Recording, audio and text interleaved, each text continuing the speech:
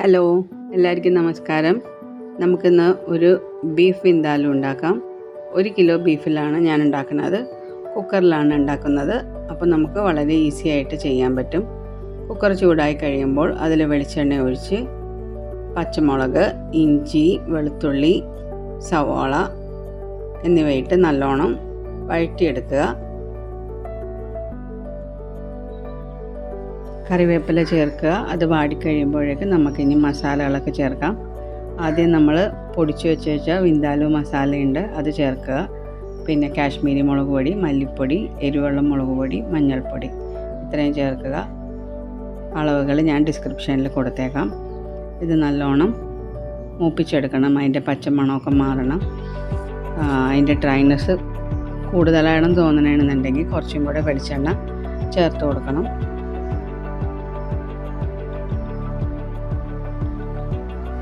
വെളിച്ചെണ്ണ നല്ലോണം ചേർത്ത് വീണ്ടും നല്ലോണം വഴറ്റിയെടുക്കുക.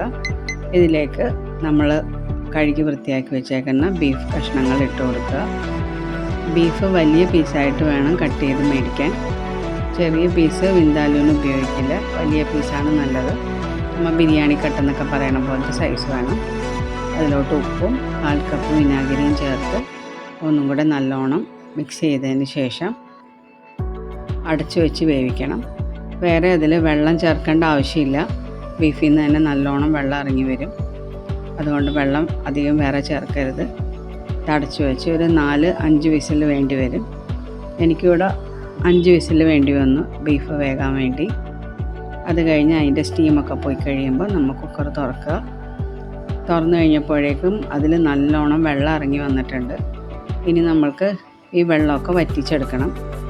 അപ്പോൾ ഈ സമയത്ത് വേണമെങ്കിൽ ഉപ്പൊക്കെ നോക്കിയിട്ട് ഒന്നും കൂടെ ചെക്ക് ചെയ്ത് ഉപ്പും വിനാഗിരിയും വേണമെങ്കിൽ കുറച്ചും കൂടെ ചേർക്കാം. ഞാനൊരു ലേശം ഉപ്പും കൂടെ ചേർത്തിട്ടുണ്ട്. ഇതിൽ ഒരു കടായിലോട്ട് മാറ്റി നല്ലോണം വറ്റിച്ചെടുക്കുക. ഒരു മീഡിയം ഗ്രേവിയിലെടുത്താലും മതി. അതിരിക്കും തോറും നമ്മൾ ചൂടാക്കും തോറും അത് കുറുകി വരും. അപ്പോൾ ടേസ്റ്റ് കൂടും. അപ്പോൾ ഞാനൊരു സെമി ഗ്രേവി ആയിട്ടാണ് എടുത്തേക്കുന്നത്. ഇവിടെ ഇച്ചിരി ഗ്രേവി ഉള്ളതാണ് ഇഷ്ടം, അതുകൊണ്ടാണ് അങ്ങനെ എടുക്കുന്നത്. നമ്മുടെ അടിപൊളി ബീഫ് വിന്താലു റെഡി ആയിട്ടുണ്ട്. ഇഷ്ടപ്പെട്ടാൽ ലൈക്കും കമൻറ്റും ചെയ്യുക. Thank you.